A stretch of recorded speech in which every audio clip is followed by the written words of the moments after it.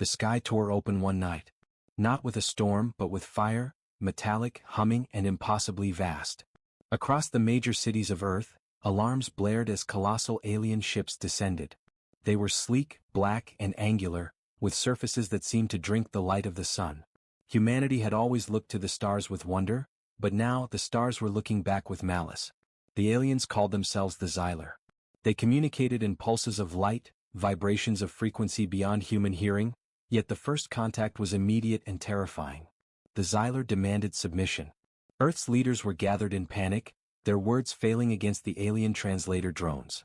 The message was clear: your species is obsolete. Your planet will serve our empire. At first humans panicked.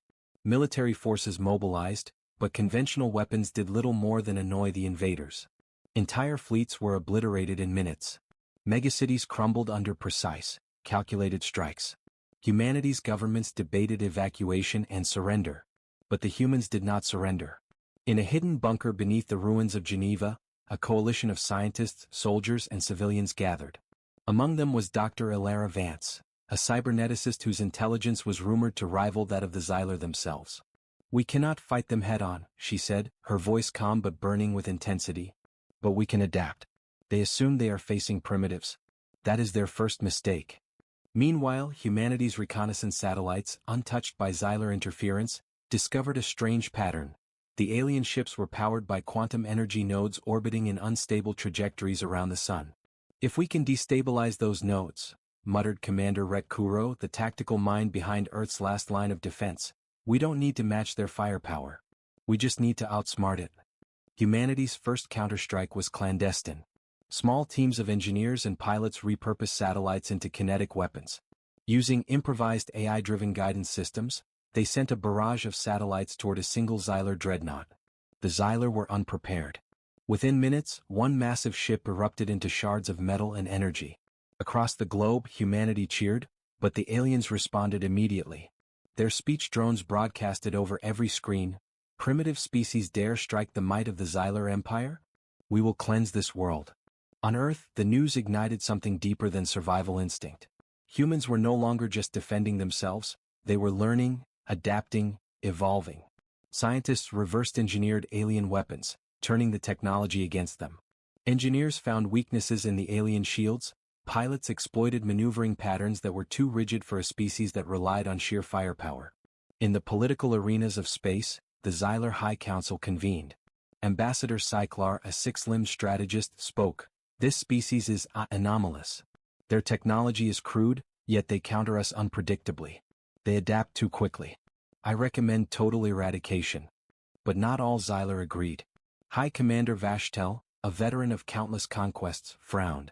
"Perhaps they are stronger than they seem, but to fear them now is premature. They have not yet faced our full might." Back on Earth, humans were already preparing their next phase. They realized brute force alone could never match the Xyler, so they resorted to strategy. Using deep space communication networks, they tricked the aliens into splitting their fleets, luring a significant portion into an asteroid belt filled with electromagnetic anomalies.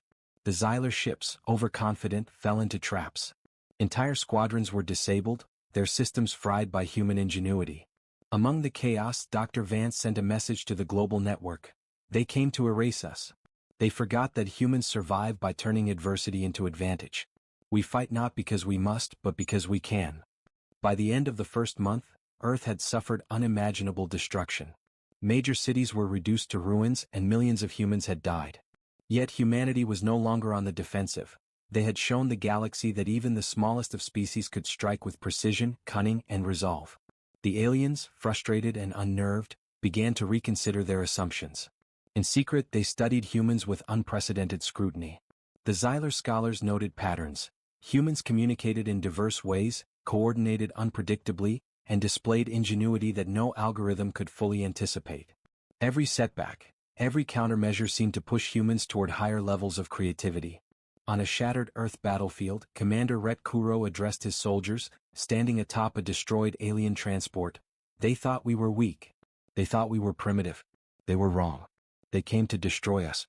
And now we are beginning to teach them why humans are not so easily erased." Above the ruins, the skies still burned with alien engines. But somewhere in that fire, a spark had been lit. a spark that would ignite the humans' resolve and eventually turn the tide of a war that no one had expected to win. The first act of humanity's counterattack had begun. They were underestimated, but never again.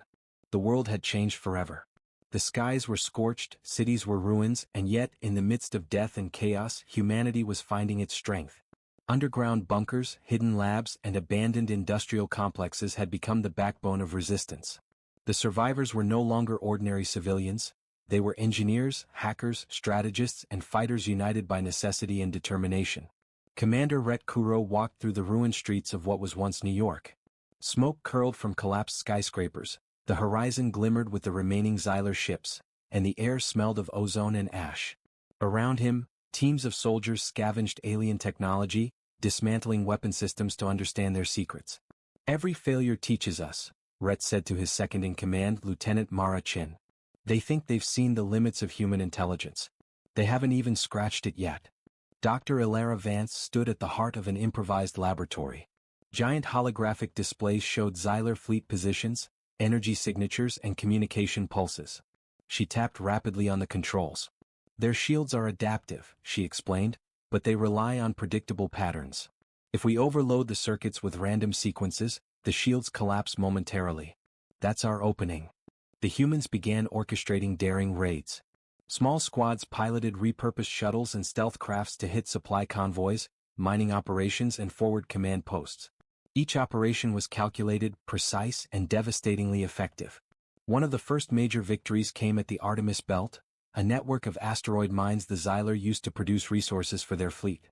A team of elite pilots, using AI-driven trajectory calculations, navigated the treacherous asteroid field and launched explosives that destroyed half the mines in hours. The explosion rocked nearby Xylar vessels, forcing them into disarray. Back in the Xylar High Council chambers, debates raged. Ambassador Cyclar's voice buzzed in agitation. "These humans, they anticipate, they adapt, they coordinate. One cannot predict their actions. They are dangerous." High Commander Vashtel's claws tapped rhythmically on the Council's surface. "Dangerous, yes, but still primitive. They cannot sustain this momentum. A species that relies on improvisation is fragile. Wait and they will falter." But Cyclar disagreed. "No. Their improvisation evolves. With every strike they grow stronger. I recommend we accelerate our offensive and crush their leadership before they organize further." Meanwhile, on Earth, humans were organizing beyond mere survival. The remnants of global governments formed the United Earth Command, a unified authority that coordinated military, scientific, and civilian resources. For the first time in history, the planet acted as one organism. At a hidden orbital station, Rhett Kuro addressed the leaders of Earth Command.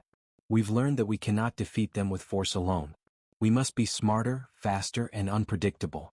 We will hit their supply lines, cripple their fleets, and show the galaxy that humans are not easily conquered." Dr. Vance added, "We've been studying their communication frequencies. They transmit coordination signals that we can intercept. If we disrupt their command channels, their massive fleet formations will collapse into chaos." The first test came sooner than expected. Using a network of hacked satellites and repurposed drones, humans launched a coordinated electronic assault on a Xylar strike fleet above Mars. The alien ships, expecting predictable interference, were caught off guard. Systems malfunctioned, shields flickered, and communications jammed. Pilots Mara Chen and her squadron dove into the chaos. With precision maneuvers and improvised weaponry, they destroyed key vessels, forcing the rest to retreat. Mars, a vital staging ground for the Xylar, was temporarily cut off from reinforcements. Across the galaxy, other alien races began to take notice. The Zifri, a federation of insectoid warriors known for merciless conquests, sent observers. "Humans," their leader hissed in translation, "exhibit traits we have not catalogued. They are unpredictable, adaptive, and resilient. They are a species to respect, or fear." On Earth, the cost was enormous. Cities were reduced to rubble, millions had perished, and the planet's resources were stretched to their limits. Yet humanity's spirit was unbroken. Every loss became a lesson. Every setback became a blueprint for counterattack. Human ingenuity also manifested in unexpected ways. Engineers reverse-engineered Xylar propulsion systems, enabling humans to deploy rapid-response fleets capable of outrunning or outmaneuvering larger alien warships. Scientists developed adaptive armor that could resist plasma strikes and energy discharges. Soldiers trained in asymmetric warfare, exploiting the aliens' reliance on predictability. Amid the chaos, small victories inspired hope. Civilians rescued stranded communities, sabotaged Xylar operations, and created hidden bases on remote planets and moons. Humanity was no longer just defending Earth, it was evolving into an interstellar force. One night, high above a scorched city, Rhett Kuro and Dr. Vance stood on the observation deck of a repurposed orbital station. The stars shone cold and distant, the Xylar fleet a dark stain against the void. "They came to erase us," Rhett said softly. "But we've learned. We adapt. We fight. And soon, they will learn that underestimating humanity is the gravest mistake a species can make." Dr. Vance nodded, eyes scanning the holographic maps. "This is only the beginning. The galaxy thinks it has seen humans at our worst. Soon they will witness humans at our best." The first phase of humanity's resurgence had ended. They had turned survival into strategy, chaos into weaponry, and hope into action. The Xylar, once invincible in their arrogance, now faced a species that could think, innovate, and strike with precision beyond comprehension. Above Earth, the stars burned cold, but humanity's fire burned brighter. The war had only just begun, and the galaxy would soon see that humans were not prey. Humans were apex. Months passed and the war spread beyond Earth. Humanity's small, agile fleets began probing deeper into the inner systems of Xylar-controlled space. Using repurposed alien technology and newly engineered stealth drives, human pilots executed surgical strikes on supply depots, communications hubs, and command stations. Each strike sent a ripple of fear through the Xylar High Council. Commander Rhett Kuro now led the Earth Vanguard, a fleet of hybrid ships combining human ingenuity with captured Xylar technology. His flagship, Resolute, glinted against the backdrop of the Orion Nebula, its hull reinforced with adaptive armor that shimmered under laser fire. Around him, younger pilots, once civilians, now flew with lethal precision, their nerves tempered by necessity and their minds sharpened by relentless training. In the darkness between stars, a squadron under Lieutenant Mara Chen intercepted a Xylar convoy transporting energy cores to a distant stronghold. "They'll expect an ambush," Mara muttered over comms. "We need something unpredictable." Dr. Ilara Vance had designed a solution: quantum echo drones, small ships that could project multiple false signals, confusing the Xylar fleet's targeting systems. Mara's squadron deployed them, and the aliens, thinking they faced dozens of human fighters, scrambled. Explosions lit the void as humans struck from multiple angles, destroying the convoy with minimal losses. The victory was more than tactical. It sent a psychological shockwave across the Xylar ranks. No longer were humans cornered prey. They were hunters. In the Xylar High Council chambers, tension simmered. Ambassador Cyclar's many eyes widened as he reviewed intercepted data. "They are evolving faster than anticipated. Each strike is more sophisticated than the last. Our assumptions were flawed." Vashtel's claws tapped rhythmically. "Assumptions are the weakness of every conqueror. They fight with unpredictability, yet they lack numbers. This will end." But whispers of dissent were growing among the Xylar generals. A young strategist, Lyre Vash, had begun questioning the council's decisions. "Commander," he said privately to Vashtel, "these humans, they are not like other species. They learn. They adapt. They turn losses into weapons. Underestimating them is the gravest mistake we can make." Meanwhile, humanity was not only fighting with weapons, they were using strategy, deception, and diplomacy. Scouting ships discovered the HFY Collective, a neutral alien faction, wary of Xylar dominance. Humans sent emissaries with messages of cooperation, promising intelligence, technology, and protection. Many HFY leaders were skeptical, but seeing humans' ingenuity and resilience firsthand began to shift allegiances. On Earth, survivors rebuilt hidden infrastructure, mining asteroids for rare materials and converting civilian vessels into stealth raiders. Scientists experimented with alien energy systems, crafting hybrid weapons capable of firing faster than the Xylar reaction times. Every innovation further blurred the line between human and alien technology. In one daring operation, humans attacked the Xylar stronghold of Zitharon Prime, a planet fortified with orbital defenses and plasma shields. Using intelligence gathered from captured ships and drones, the Earth Vanguard executed a three-pronged assault. One fleet engaged the orbital defenses, a stealth squadron infiltrated the planetary surface, and human hackers disrupted the planet's energy grids from orbit. The battle was fierce. Xylar warships unleashed torrents of plasma, tearing through asteroids and debris. Human pilots maneuvered through narrow canyons and asteroid belts, their engines screaming under pressure. Mara Chin herself led a strike team into the heart of the enemy station, sabotaging power relays and detonating stored munitions. Below, on the planet's surface, human ground teams captured critical installations, turning the planet's own defenses against the Xylar. By the end of the engagement, Zitharon Prime was crippled, its fleet scattered, and its population liberated. Back in the Xylar High Council, chaos erupted. Cyclar argued for total withdrawal from the sector, while Vashtel fumed at the humiliation. Lyre Vash watched silently, already calculating the inevitable outcome if their arrogance continued. The human success had more than military consequences. It challenged galactic politics. Neutral systems, once hesitant to oppose the Xylar, began opening secret channels with Earth Command. They sent resources, intelligence, and even volunteers. Humanity's reputation as an unpredictable but formidable force spread across star systems. Yet not all humans were unified.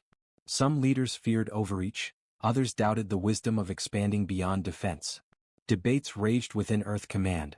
Should humans strike deeper into Xylar territory or consolidate Earth's defenses? Ret Kuro argued for bold action. The galaxy underestimates us because they have never seen human determination. If we hesitate, they will destroy everything we've built. We fight or we die. There is no middle ground. Dr. Vance agreed, eyes reflecting the stars beyond the observation deck. We've turned survival into strategy, chaos into advantage. Humanity has always risen from the shadows. Now we step into the light. As the humans prepared for the next phase, a campaign into Xylar core systems, they were unaware of spies among the ranks. Some Xylar had infiltrated Earth Command, seeking to sabotage operations from within. The discovery of these traitors would shake human trust to its core, forcing them to adapt not only to external threats but internal betrayal as well. Yet, despite the shadows and uncertainty, one truth remained: humanity was no longer the hunted. Across star systems they had carved their mark, revealing brilliance, adaptability, and audacity no alien had anticipated. The galaxy's perception was shifting, and for the first time humans were seen as apex predators of strategy, cunning, and resilience. From the wreckage of their home planet to the stars beyond, humans were rising, and the Xylar, once confident of total victory, were beginning to understand that this war would not end with Earth's destruction. The war had moved to the stars, but humanity had already learned a lesson no invader could ignore. Never underestimate the human spirit. The galaxy was no longer a distant mystery to humanity, it was a battlefield. With each victory, the humans had grown bolder, striking further into Xylar territory, their fleets faster, smarter, and deadlier. Yet now they faced a challenge unlike any before: the Xylar homeworld, the cradle of the Empire and the seat of their greatest power. Commander Ret Kuro stood on the deck of Resolute, staring at the holographic projection of the Xylar home system. 12 planets orbited the sun in synchronized precision, each a fortress in its own right. The capital world, Kytherian Prime, gleamed with crystalline towers and orbital defense grids that could obliterate any conventional assault. "They've underestimated us at every turn," Ret said, voice tight with focus. "But Kytherian is different. This is the core. If we strike here, we either end the war, or we die trying." Dr. Ilara Vance, standing beside him, tapped the projection. "We've been analyzing energy fluxes and communication patterns. Their entire defense relies on a central quantum nexus. If we can disable it, even temporarily, their fleet and planetary defenses will collapse long enough for a precision strike." Humanity had grown into masters of improvisation and adaptation. They now operated like a predator stalking its prey: stealth drones, adaptive weaponry, quantum-disruptive missiles, and decoy fleets all working in unison. Every human in the fleet understood that a single mistake could mean extinction, but failure was no longer an option. The approach to Kytherian was tense. Orbital scanners revealed massive patrols and energy barriers that shimmered like liquid light. Mara Chen led a squadron of stealth fighters, weaving through asteroid belts and solar radiation fields, narrowly avoiding Xylar detection. Every maneuver was a dance with death. Suddenly the fleet encountered the first shock: Xylar ambushes. Massive dreadnoughts emerged from warp corridors, their plasma cannons painting streaks of blue across space. Human ships responded with unpredictable formations, exploiting gaps in the alien firing algorithms. Quantum echo drones created phantom fleets, drawing enemy fire while human attack vectors struck from blind spots. The battle escalated. Explosions shook the void, debris spun like deadly stars, and the cries of human pilots echoed through encrypted comms. "Target locked. Firing," Mara shouted as her fighter narrowly avoided a plasma barrage. In minutes, humans disabled half the patrol fleet, but the cost was high. Several ships were lost, their crews sacrificed for the greater plan.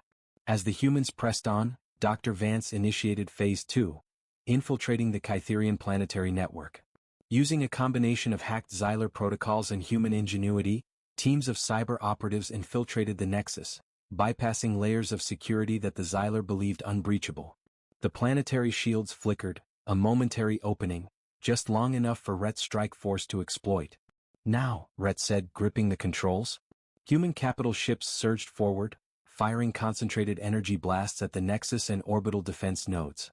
The Xyler scrambled, trying to repair the damage, but humans anticipated every move. Mara Chen's squadron performed daring dives into orbital defenses, planting explosives and sabotaging power conduits. Then came the shocking revelation.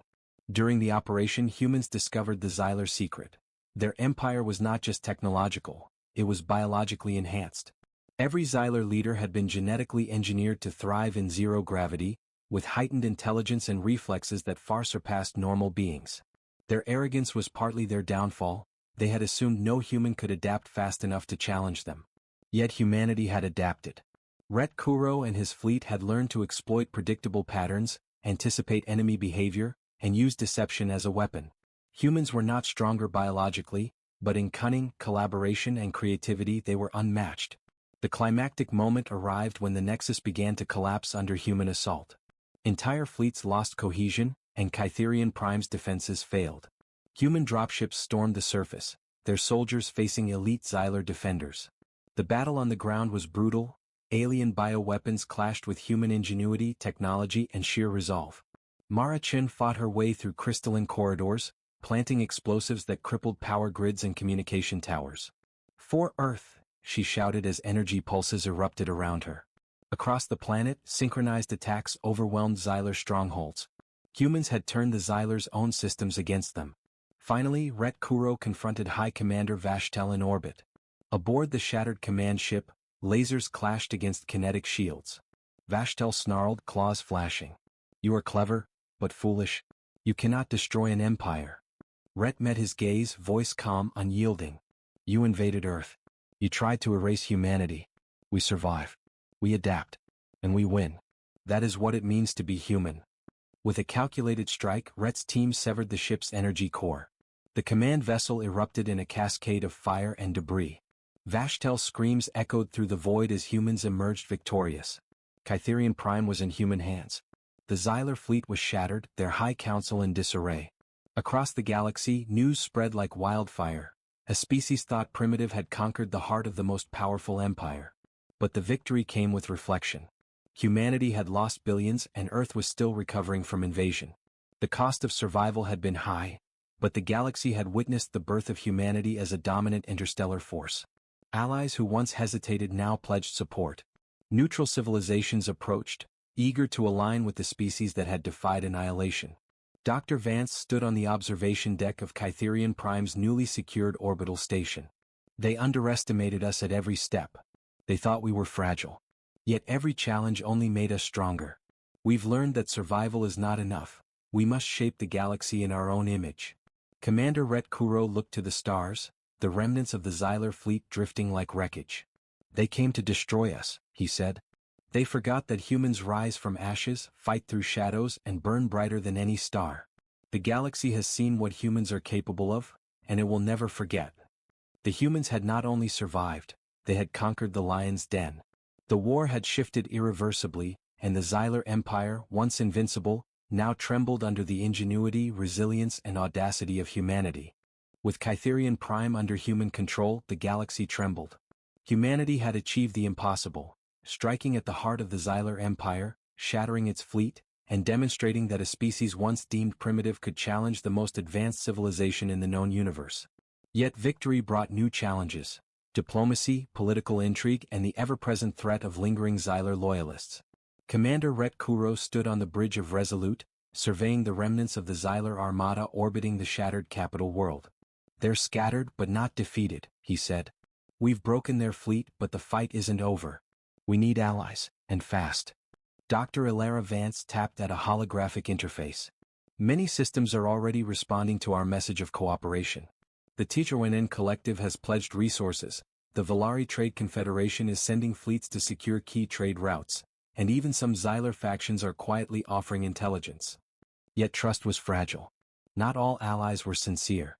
In the star systems bordering Xylar space, factions vied for dominance, wary of humanity's growing influence. Some saw the humans as saviors, others feared they would replace one tyrant with another. Rhett and his council understood that winning the war was only half the battle. Winning the galaxy's trust would be another. The first test came from within. A coalition of Xylar loyalists, led by the cunning General ZY Karth, had regrouped on the outer moons of Kytherian's system. They launched a series of surprise raids against human-held outposts, striking quickly before vanishing into asteroid belts and warp corridors. Mara Chen led the counterattack. Her squadron weaved through debris fields, using adaptive cloaking to engage the enemy in hit-and-run tactics.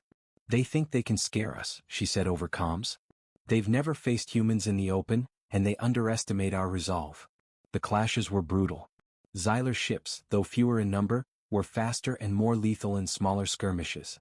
Humans relied on improvisation, decoy fleets, quantum-disruptive mines, and predictive AI targeting.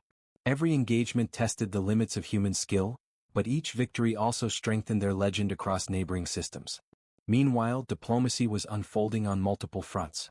Humans convened a galactic summit, inviting neutral species, former Xylar factions, and allied races to discuss security, trade, and cooperation. Holographic chambers buzzed with debates, some heated, some cautious. The HFY emissary spoke first. "We have long observed the galaxy's predators. Humans are different. They fight with courage, adapt with intelligence, and rise from destruction. We choose to stand with them." But trust was hard-earned. Some factions demanded proof that humans would not conquer them as the Xylar had. In response, Rhett proposed a bold solution: joint patrols, shared intelligence, and human-led reconstruction efforts on liberated worlds. It was a gamble. Humans had to prove restraint while maintaining readiness for renewed conflict. Within Xylar remnants, ZY Karth plotted vengeance. He had learned from previous defeats and avoided direct confrontation, instead targeting supply lines, communication hubs, and vulnerable colonies. His strategy was clear: draw humans thin, create chaos, and rebuild the empire from the shadows. The humans, anticipating such tactics, implemented the Sentinel network, a grid of AI-driven surveillance satellites and rapid response fleets capable of deploying anywhere in the galaxy within hours. This system allowed humanity to protect allies, predict Xylar movements, and maintain the initiative in a war of mobility and intelligence rather than sheer firepower. In a daring move, humans launched a coordinated strike on ZY Karth's hidden base in the Orion Rift. The operation required stealth, precision, and timing. Mara Chen's squadron navigated through gravitational anomalies, while cyber teams infiltrated Xylar systems, shutting down automated defenses. Ground forces landed on the asteroid stronghold, neutralizing key command nodes and capturing ZY Karth's lieutenants. When the battle concluded, Rhett addressed his fleet. "They believed scattering their forces would weaken us. They thought they could exploit divisions. Instead, they've shown us the value of unity, strategy, and ingenuity. Humans do not merely survive, they dominate, adapt, and protect those who stand with us." Dr. Vance added, her voice steady but filled with awe. "Every ally we gain, every world we save, is proof that humanity's power is not in numbers or weapons alone. It is in our will, our intellect, and our unity." Across the galaxy, the message was clear: humanity was no longer a local species struggling for survival. They were an apex civilization, capable of defending their territory, forming alliances, and reshaping galactic politics. Yet shadows lingered. Some Xylar warlords remained, hiding in remote systems, waiting for the right moment to strike. Political tensions among allies threatened cohesion, and human forces were stretched across thousands of light-years. The coming months would test not only strategy and courage but also humanity's ability to maintain its principles while wielding unprecedented power. For the first time in history, humans looked beyond mere survival. They were building an interstellar network of influence, intelligence, and strength. And while the Xylar Empire had been broken, it had not been entirely destroyed. The remnants plotted, the stars watched, and the stage was set for the final acts of a war that would define humanity's place in the galaxy. Rhett Kuro stood on the observation deck of Kytherian Prime, watching fleets of allies moving through space like silver threads. "We've won battles, yes," he said quietly. "But the war is far from over. The galaxy is ours to protect, but only if we remain vigilant, clever, and united. Humanity does not falter. Humanity does not surrender. Humanity conquers." The tides of allegiance had shifted. The galaxy now understood that humans were not merely survivors. They were architects of their destiny, a species the universe had underestimated at its peril. The remnants of the Xylar Empire were scattered, but they were far from defeated. Hidden fleets lurked in distant systems, regrouping under the cunning leadership of High Admiral HFY Vibes, who refused to accept defeat. He had learned from past failures, observing human tactics with a meticulous eye. His new strategy was bold, a coordinated strike on Earth itself, aiming to cripple the humans' command centers and morale. But humanity had anticipated this. Years of reconnaissance, espionage, and technological advancement had prepared them for Zwikarth's vengeance. The Sentinel Network, a sprawling grid of AI-driven satellites, stealth interceptors, and predictive combat algorithms, gave humans the advantage of foresight. No fleet moved without detection, no maneuver escaped calculation. Commander Rhett Kuros stood on the bridge of the Resolute, the flagship of the Earth Vanguard. The stars ahead were alive with tension. "This is it," he said. "Everything we've built, every life lost, every victory, it all leads to this moment. Humanity does not bow. Humanity does not break. Humanity finishes the fight." Dr. Ilara Vance, her hands flying over the controls of the planetary defense interface, added, "Zwikarth believes he can surprise us, but he underestimates our adaptability. We've turned every disadvantage into opportunity. Today the Xylar will see what humans are truly capable of." The battle began in the void above Earth. Zwikarth's fleet, larger than any humans had faced, emerged from a hidden warp corridor with devastating speed. Plasma beams cut through the darkness, massive ships maneuvering in perfect formation.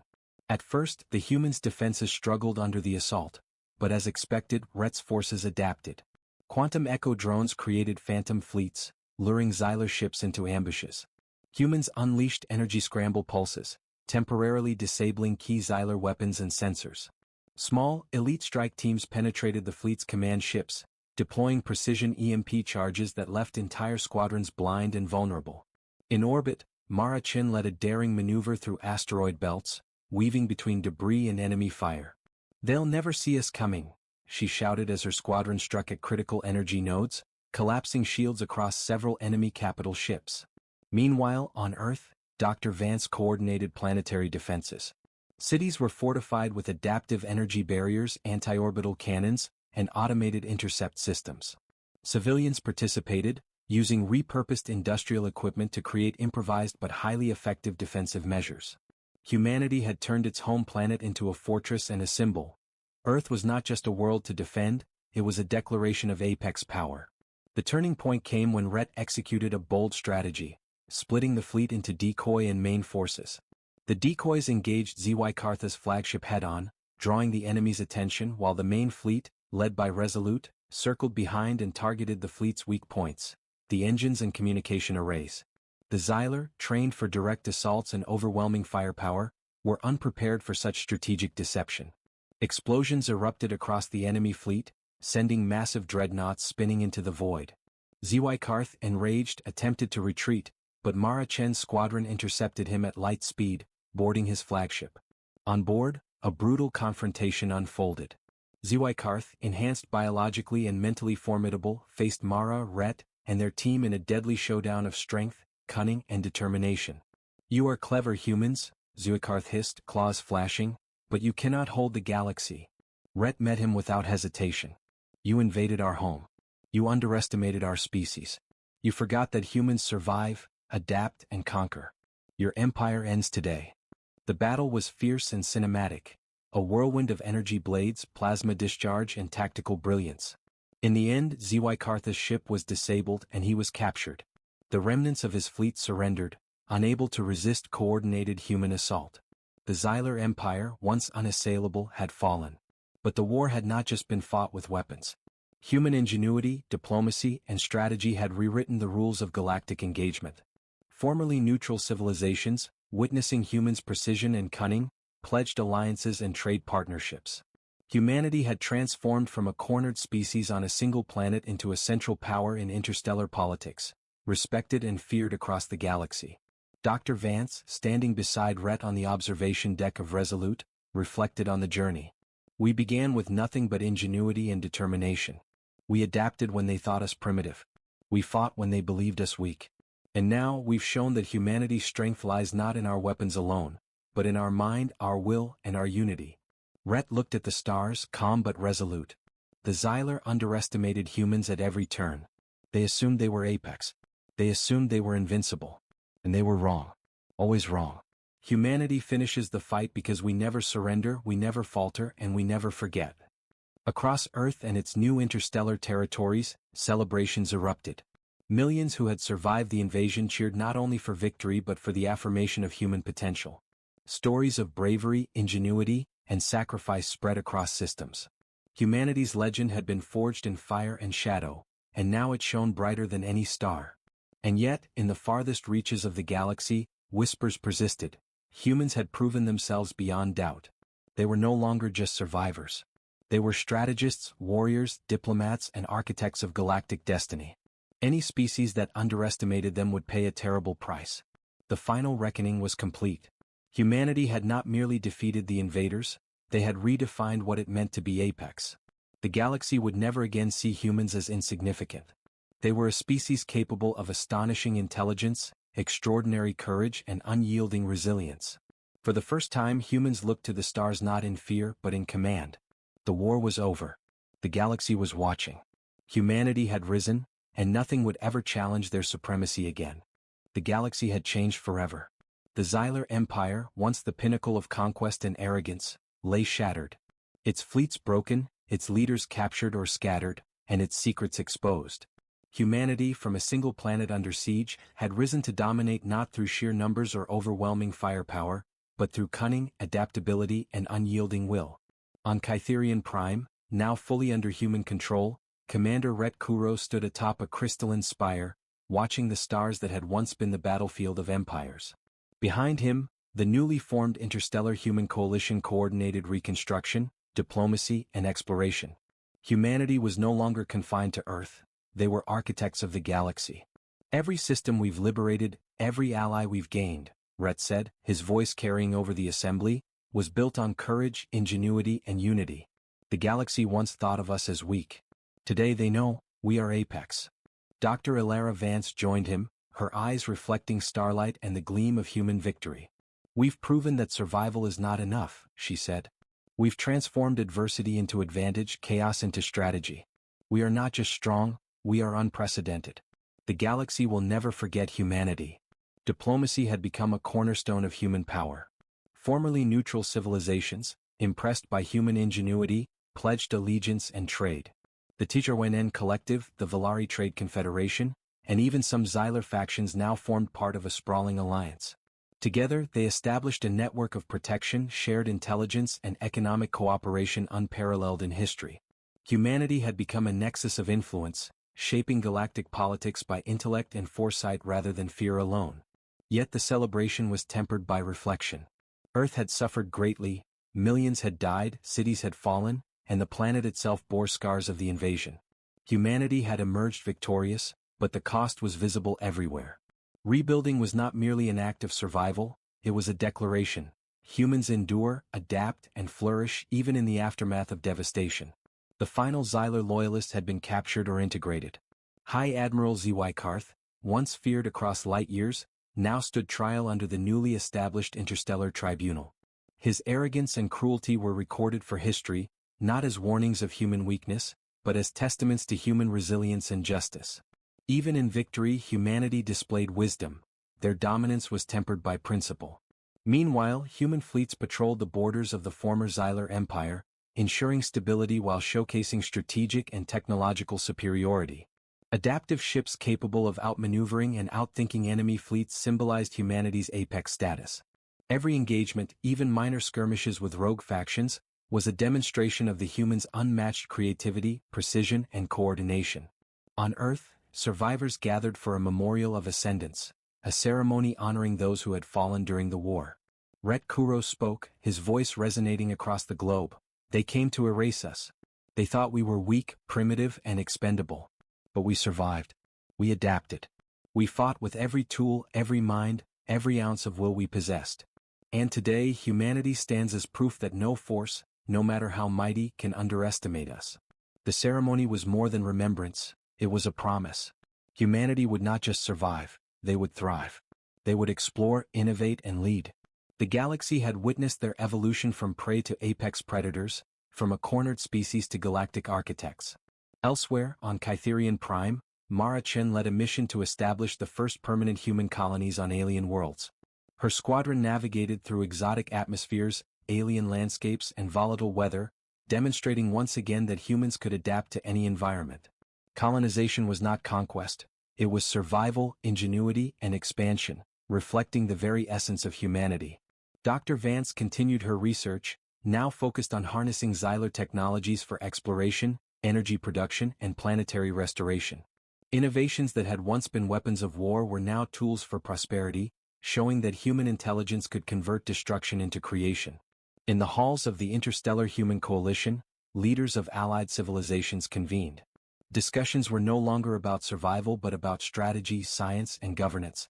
Humanity had shifted the balance of power in the galaxy, not by dominance alone, but by demonstrating that ingenuity, collaboration, and resilience were forces stronger than fleets or empires. The final moment of ascendance came when Ret Kuro, standing before a panoramic view of the galaxy from Kytherian's orbit, addressed both humanity and its allies. The universe once thought us fragile. They believed we could be erased. They assumed that our species, confined to a small blue world, would bow before the mighty. They were wrong. Humanity finishes the fight, not just for survival but for supremacy, for progress, and for the promise that the galaxy has yet to see the full measure of our potential. We are humans, and the stars are ours. The galaxy listened. For the first time, humans were not reacting, they were defining the course of history itself. Their ingenuity, courage, and adaptability had rewritten the rules of survival and dominance. Civilizations that had once looked down upon them now regarded humanity with a mixture of awe and respect. As stars glimmered across the void, human ships, colonies, and settlements spread across systems, a testament to the species' unparalleled resilience. Humanity had transformed from prey into predator, from survivor into architect, from underdog into apex civilization. The war was over. The humans had not only defended their home, they had reshaped the galaxy. And in every corner of the cosmos, the message was clear: never underestimate humanity. For those who do, the consequences are absolute. Humanity had risen. Humanity had conquered. Humanity had ascended.